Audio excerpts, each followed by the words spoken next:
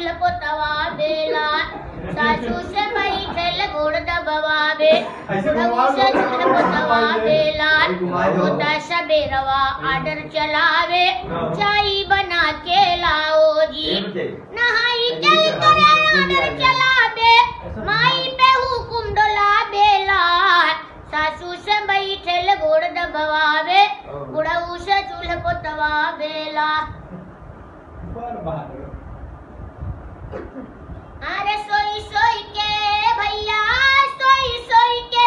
जिंदा गनिया गमौला भैया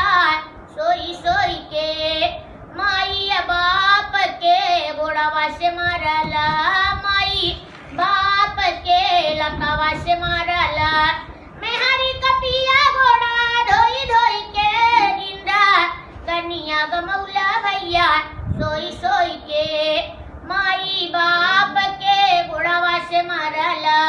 मैं हरी कपिया गोड़ा धोई धोई के जिंदा गनिया बितौला भैया